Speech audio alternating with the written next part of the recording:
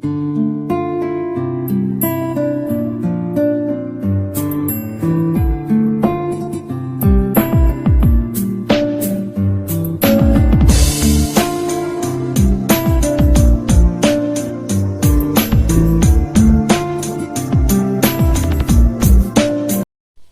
students, today we shall discuss a very important topic which is known as a synthesis, which is also known as a simple, complex and compound. एक ऐसे exercise के बारे में हम आज बात करने वाले हैं, ना तो पढ़ाने वाले पढ़ाने में इंटरेस्टेड होते हैं और ना तो पढ़ने वाले इसमें इंटरेस्ट लेने की कोशिश करते हैं. This exercise is considered to be the one of the most difficult exercise in English grammar. Why simple, complex and compound is so difficult? What special preparations are needed to solve such examples in the examination? ऐसे कुछ महत्वपूर्ण विषयों पर आज हम बात करने वाले हैं. अल्फाबेट से लेकर वर्ड फॉर्मेशन और वर्ड फॉर्मेशन के बाद में फ्रेजेस और फ्रेजेस को हम साथ में मिलाकर सब्जेक्ट वर्ब कॉम्प्लीमेंट ऑब्जेक्ट मिलाकर सेंटेंसेस बनाते हैं और सेंटेंस बनने के बाद में वहां पर सब्जेक्ट कौन सा हिस्सा है, प्रेडिकेट कौन सा है, क्लॉज किसे कहते हैं, सेंटेंस किसे कहते हैं, क्लॉज में और सेंटेंस में क्या फर्क होता है, फिर मेन क्लॉज किसे कहते हैं और सिंपल सेंटेंस में कितने क्लॉजेस होते हैं, सबऑर्डिनेट क्लॉज किसे कहते हैं.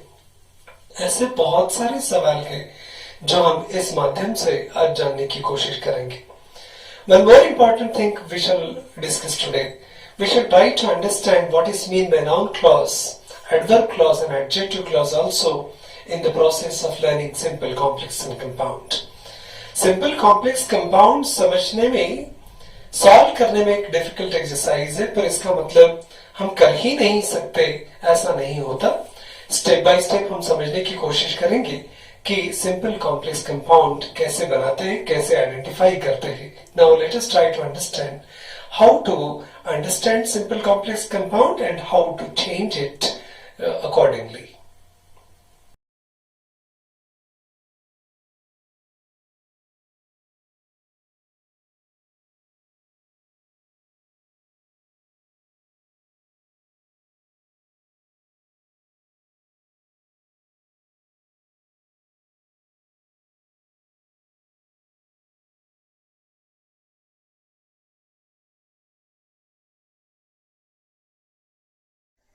What does mean by simple, complex and compound sentence? This will be the introductory video. We will also try to make simple sentences with the help of different rules. आज हम simple, complex और compound sentences कैसे identify करते हैं और simple sentences कैसे बनाते हैं, इस important topic पर बात करेंगे. हमें पता है कि A to Z से लेके हमारे पास 26 अल्फाबेट्स है, पर इन 26 अल्फाबेट्स में A, E, I, O, U ये 5 वॉवेल्स है और शेष जो बचते हैं वो 21 कंसोनेंट्स है. पर इन वॉवेल्स और कंसोनेंट्स का हम करते क्या है? वॉवेल्स और कंसोनेंट्स को मिलाकर हम वर्ड्स बनाते हैं, जैसे काऊ, मैन, टेबल, फैन, ईट, ड्रिंक. ये नाउन हो सकते हैं, ये प्रोनाउन हो सकते हैं, ये वर्ब हो सकते हैं, एडजेक्टिव, एडवर्ब कुछ भी हो सकते हैं. पर इन शब्दों का हम करते क्या है? इन सारे शब्दों को मिलाकर हम फ्रेज बनाते हैं. फ्रेज शब्दों का छोटा समूह है. It is smaller, less than a sentence and more than a word. एक शब्द से ज्यादा है और सेंटेंस से कम है. फ्रेज पूरा मीनिंग नहीं बताते, पार्शियल मीनिंग बताते हैं किसी भी घटना के बारे में, किसी भी सिचुएशन के बारे में. पर फ्रेजेस सेंटेंसेस नहीं होते. हमें इन शब्दों को, वर्ड्स को, फ्रेजेस को मिलाकर सेंटेंसेस बनाने होते हैं. तो सेंटेंस, फिर राहुल मेक्स टॉयज, अगर ये सेंटेंस है तो इस सेंटेंस में राहुल सब्जेक्ट है और सब्जेक्ट के बाद में जो रेस्ट ऑफ द सेंटेंस रहता है उसे प्रेडिकेट कहते हैं. जैसे मेक्स टॉयज, ये प्रेडिकेट हो गया. जिस किसी भी सेंटेंस में एक सब्जेक्ट और एक प्रेडिकेट रहता है उसे हम क्लॉज कहते हैं। पर ये सेंटेंस है कि क्लॉज है, ये समझने के लिए हमें डिस्कशन को और आगे बढ़ाना पड़ेगा। पर एक इंपॉर्टेंट बात इसमें ध्यान में रखिए, राहुल मेक्स टॉयज, इस सेंटेंस में राहुल सब्जेक्ट एक है, मेक्स ये फाइनाइट वर्ब है। फाइनाइट का मतलब ऐसा वर्ब जो सब्जेक्ट के पर्सन के अनुसार, जेंडर के अनुसार, नंबर के अनुसार या फिर टेंस के अनुसार जो कोई भी वर्ब बदलता है, the verb which changes according to the person's number, tense और gender, such kind of verbs are called finite verb। तो इस सेंटेंस में makes एक finite verb है। अब आगे हम कुछ कंक्लूजन निकालने की कोशिश करेंगे। कंक्लूजन क्या होगा? इस सेंटेंस में सब्जेक्ट है, प्रेडिकेट है। जिस किसी भी सेंटेंस में एक सब्जेक्ट एक फाइनाइट वर्ब रहता है, राहुल मेक्स टॉयज, इसमें सब्जेक्ट और प्रेडिकेट है, ये एक क्लॉज हो गया, ये एक ही क्लॉज है, इसलिए हम इसे प्रिंसिपल क्लॉज कहते हैं। और जहां पर एक सब्जेक्ट एक फाइनाइट वर्ब या एक ही प्रिंसिपल क्लॉज रहता है उसे हम सिंपल सेंटेंस कहते हैं। अब सिंपल सेंटेंस का मतलब क्या है? सिंपल सेंटेंस का मतलब है one principal clause, there should be only one clause, वहां पर एक ही प्रिंसिपल क्लॉज चाहिए। दूसरी कंडीशन है उसमें एक फाइनाइट वर्ब चाहिए और किसी भी प्रकार का सबऑर्डिनेट क्लॉज नहीं होना। इस प्रकार की रचना को हम सिंपल सेंटेंस कहते हैं। जरा कॉम्प्लेक्स को समझ लेते हैं कि कॉम्प्लेक्स सेंटेंस किसे कहते हैं। कॉम्प्लेक्स सेंटेंस में एक प्रिंसिपल क्लॉज होता है जिसे हम मेन क्लॉज कहते हैं, और उसमें एक या एक से ज्यादा सबऑर्डिनेट क्लॉज या क्लॉजेस हो सकते हैं। इस सबऑर्डिनेट क्लॉज को हम डिपेंडेंट क्लॉज भी कहते हैं। प्रिंसिपल क्लॉज का मतलब होता है ऐसा सेंटेंस जो अपने आप में पूरा सेंटेंस है, किसी दूसरे सेंटेंस पर आधारित नहीं है। It is not dependent on any clause, it is independent in its meaning and therefore it is a main clause. On the contrary, subordinate clause is known as dependent clause, जो अपनी meaning को पूरा करने के लिए, complete करने के लिए मेन क्लॉज के ऊपर आधारित होते हैं, आश्रित होते हैं। इसे हम डिपेंडेंट क्लॉज कहते हैं। ये डिपेंडेंट क्लॉज जो रहते हैं वो किसी प्रकार के सबऑर्डिनेटिंग कंजंक्शन से जुड़े हुए होते हैं। कॉम्प्लेक्स सेंटेंस में जिस किसी भी कनेक्टिंग वर्ड का, जोड़ शब्द का हम इस्तेमाल करेंगे उसे हम सबऑर्डिनेटिंग कंजंक्शन कहते हैं। कंपाउंड सेंटेंस में जिनको हम as a joining verb use करेंगे उसे हम कोऑर्डिनेटिंग कंजंक्शंस कहते हैं। तो सबऑर्डिनेट क्लॉज या तो नाउन क्लॉज हो सकते हैं, या तो एडजेक्टिव क्लॉज हो सकते हैं, या एडवर्ब क्लॉज भी हो सकते हैं। अब एडवर्ब क्लॉज किसे कहते हैं, एडजेक्टिव किसे कहते हैं और नाउन क्लॉज किसे कहते हैं, हम कॉम्प्लेक्स सेंटेंस बनाते समय इस विषय में डिस्कस करने वाले हैं। सेंटेंस देखिए, if you study hard you will pass. जहां एक ही सेंटेंस रहता है, single subject and single finite verb, उसे हमने सिंपल सेंटेंस कहा। पर यहां पर इफ यू स्टडी हार्ड ये एक सेंटेंस है, यू विल पास ये दूसरा सेंटेंस है। इफ यू स्टडी हार्ड ये सबऑर्डिनेट क्लॉज है और यू विल पास ये मेन क्लॉज है। अब एक आसान सा कंक्लूजन, जिस किसी भी सेंटेंस में एक या एक से ज्यादा सबऑर्डिनेट क्लॉजेस होते हैं और एक ही मेन क्लॉज होता है उसे हम कॉम्प्लेक्स सेंटेंस कहते हैं। सिंपल सेंटेंस में एक ही प्रिंसिपल क्लॉज होता है, कॉम्प्लेक्स सेंटेंस में एक सबऑर्डिनेट क्लॉज और एक मेन क्लॉज होता है। सिंपल का मीनिंग क्या है? Simple means one principal clause. Complex माने क्या? One clause, one main clause plus one or more subordinate clauses. अब ये दो वाक्यों के प्रकार समझने के बाद में हम कंपाउंड समझने की कोशिश करते हैं। कंपाउंड सेंटेंस में एक से ज्यादा क्लॉजेस होते हैं, more than one clause. Each clause is principal clause. यहां पर हर एक सेंटेंस, हर एक क्लॉज एक प्रिंसिपल क्लॉज होता है और वो सबऑर्डिनेटिंग कंजंक्शन जैसे कॉम्प्लेक्स सेंटेंस में यूज करते हैं एज ए कनेक्टर, यहां पर कोऑर्डिनेटिंग कंजंक्शंस यूज किए जाते हैं. Compound sentence is connected with coordinating conjunctions and each clause is known as a main clause or independent clause. जैसे for example, he entered and found everything decorated. यहाँ पर main clause and he entered ये भी एक main clause है, found everything decorated ये भी main clause है. One main clause plus another main clause is equal to compound sentence. यहाँ पर हर sentence important है. Doctor tried to save patient, but he died.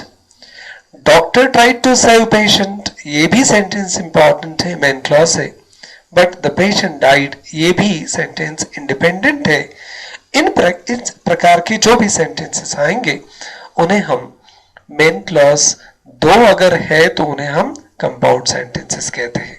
अब सिंपल सेंटेंस, कॉम्प्लेक्स और compound, ये concept हमें समझ में आया.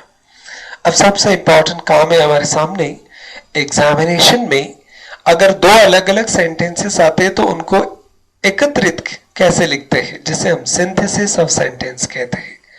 सिंथेसिस का मतलब होता है कॉम्बिनेशन और जॉइनिंग टुगेदर, दो अलग अलग वाक्यों को एक साथ जोड़ना. पर सिंपल सेंटेंस में दो अलग वाक्यों को जोड़कर एक ही सेंटेंस बनाना है, तो इसे हम सिंपल, कॉम्प्लेक्स या कंपाउंड कहते हैं इस सिंथेसिस के प्रोसेस को. सिंपल सेंटेंस में क्या करना है और सिंपल सेंटेंसेस कैसे बनते हैं, अब उस इंपॉर्टेंट टॉपिक पर हम बात करते हैं. How to make simple sentences. इसमें सबसे पहला नियम, आसान सा नियम है, ध्यान में रखिए. Rule number 1 says you can make simple sentences by using present participle. अब हमें प्रेजेंट पार्टिसिपल पता है. वर्ब को जब ing लगाते हैं तो उस वर्ब के ing फॉर्म को हम, या वर्ब के फोर्थ फॉर्म को हम प्रेजेंट पार्टिसिपल कहते हैं. अब ये यूज कहां पर करना है वो भी समझ लीजिए. यहां पर एक शब्द इंपॉर्टेंट है, साइमल्टेनियस एक्शंस. साइमल्टेनियस एक्शंस का मतलब होता है एक क्रिया होने के बाद दूसरी क्रिया इमीडिएट हो रही है, ऐसा अगर आपको लगता है तो वहां पर इस प्रकार से आप सिंपल सेंटेंसेस बना सकते हैं. जैसे for example, he ran away, he left all ornaments. ये दो सेंटेंसेस है. ये दोनों सेंटेंसेस को एक सेंटेंस बनाना है, माने सिंपल बनाना है. सिंपल का मतलब होता है उसमें फाइनाइट वर्ब, चेंज होने वाला वर्ब एक ही चाहिए और सब्जेक्ट भी एक ही चाहिए. अब इस सेंटेंस को प्रेजेंट पार्टिसिपल के फॉर्म को यूज करके सिंपल कैसे बनाएंगे. लिविंग ऑल ऑर्नामेंट्स, ही रैन अवे. इस प्रकार से आपको सिंपल सेंटेंस बनाना है.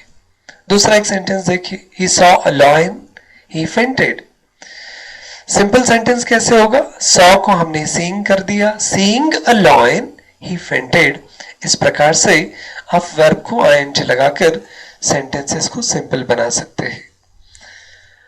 दूसरे कुछ एग्जाम्पल देखिए जहां पर जरूरी नहीं है हर जगह हमें एक्शन वर्ड ही दिखाई दे. कभी कभी to be form of verb, helping verb भी आ सकते हैं, तो उनको भी हमें ing फॉर्म में यूज करते आना चाहिए. सेंटेंसेस है, ही वॉज वेरी टायर्ड, और दूसरा सेंटेंस है, ही वॉन्टेड रेस्ट. इन प्रकार के सेंटेंसेस अगर आते हैं तो इन्हें सिंपल बनाते समय क्या करना होगा.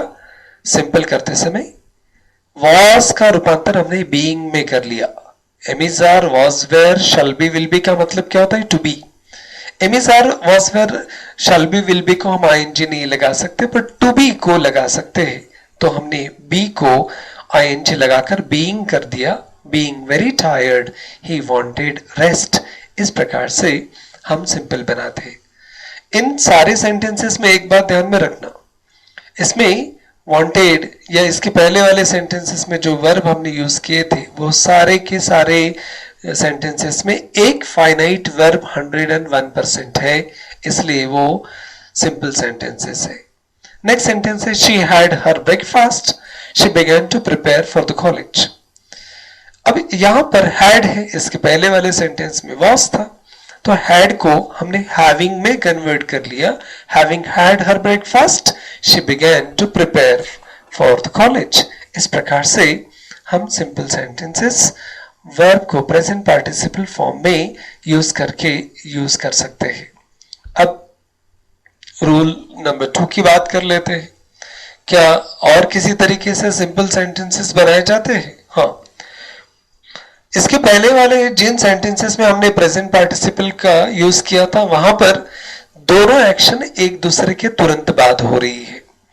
यहां पर हमें how plus ING plus verb के थर्ड फॉर्म का यूज करके सेंटेंसेस को सिंपल बनाना है. पर कब? When second action is possible only after first action. दूसरी क्रिया ये पहली क्रिया होने के बाद ही घटित होगी या हो सकती है, ऐसा अगर आपको लगता है तो इन प्रकार के सेंटेंसेस में आपको हैविंग प्लस V3 इस प्रकार के कंस्ट्रक्शन का यूज करना है. जैसे the police arrived, the mob disappeared.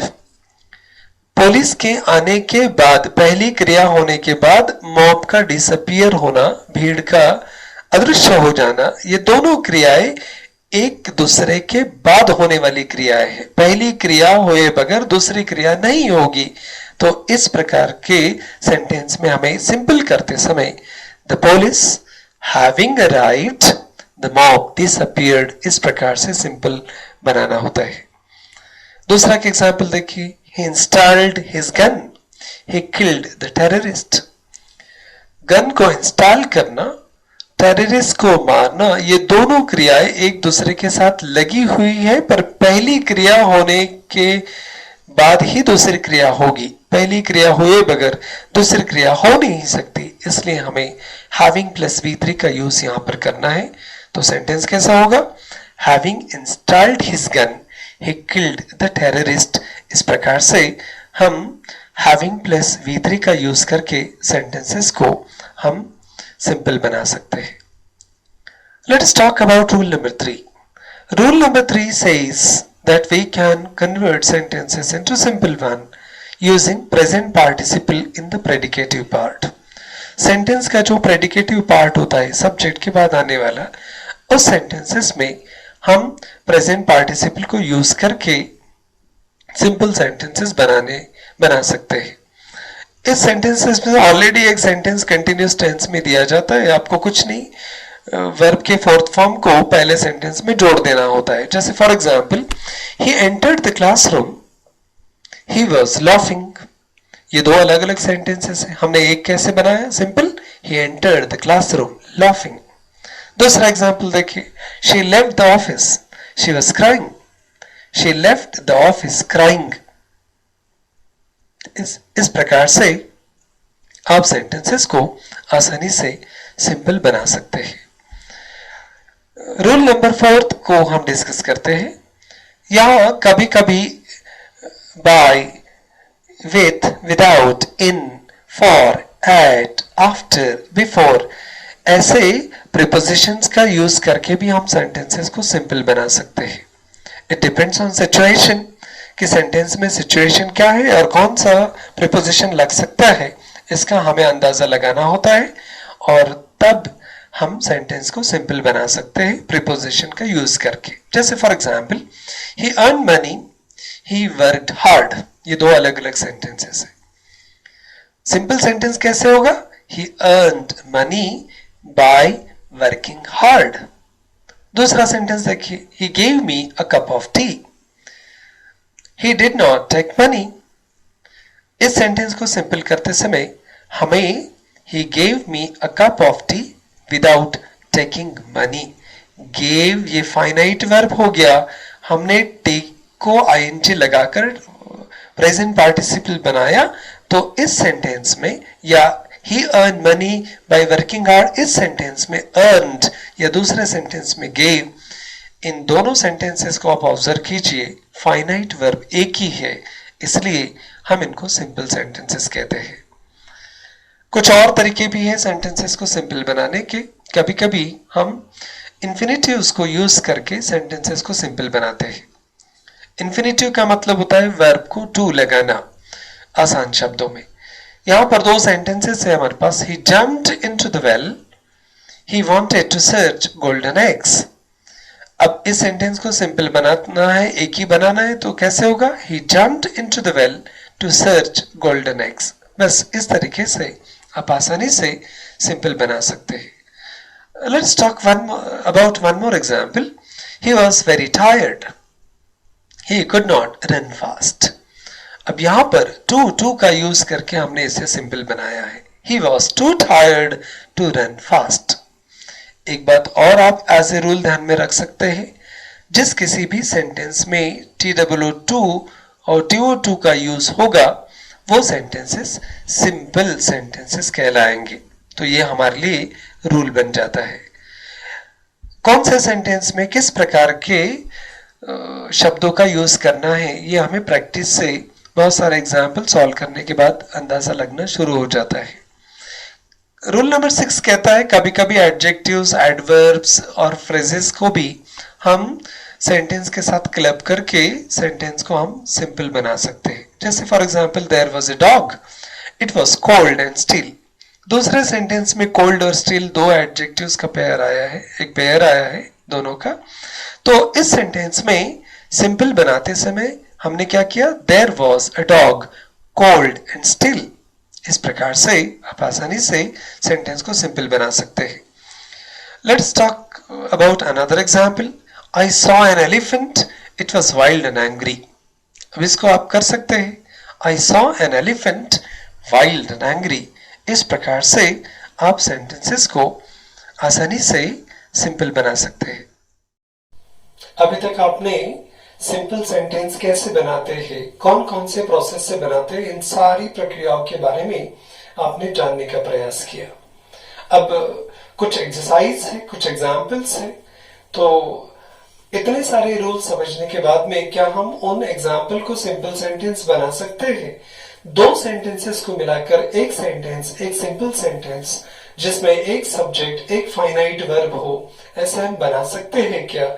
इसके बारे में और प्रैक्टिस करने की हमें जरूरत है क्या? इसलिए चलो कुछ एग्जाम्पल्स हम करके देखते हैं. अब इतने अलग अलग बहुत सारे रूल्स को डिस्कस करने के बाद में कुछ एग्जाम्पल्स है आपके लिए, स्टूडेंट्स एक्टिविटी के लिए. एग्जामिनेशन में इन प्रकार के सेंटेंसेस आते हैं और आपको इन सेंटेंसेस को एक सेंटेंस बनाकर सिंपल करना होता है. तो ये कुछ एग्जाम्पल्स हैं, आप ट्राई कीजिए और आप अलग अलग रूल के आधार पर इनको आसानी से सिंपल सेंटेंस बना सकते हैं. ये कुछ और एग्जाम्पल्स है दूसरे स्लाइड में जिन्हें आप ट्राई करके सिंपल बना सकते हैं. आई होप कि इस चर्चा के आधार पर सिंपल सेंटेंस क्या होता है, कंपाउंड किसे कहते हैं, कॉम्प्लेक्स कैसे पहचानते हैं, ये आप समझ गए होंगे. और जितना आप ज़्यादा प्रैक्टिस करेंगे, अलग अलग एग्जाम्पल को सॉल्व करने का प्रयास करेंगे, तो आप आसानी से सेंटेंसेस को सिंपल बनाना सीख जाएंगे. अगले लेक्चर में, अगले वीडियो में हम सेंटेंसेस को कॉम्प्लेक्स कैसे बनाते हैं उस इम्पोर्टेंट टॉपिक पे बात करने वाले हैं. इसलिए आज के लिए इतना ही. Thank you very much. Follow me on YouTube channel Grammar Planet by Dr. Umesh Bansod. Thank you very much.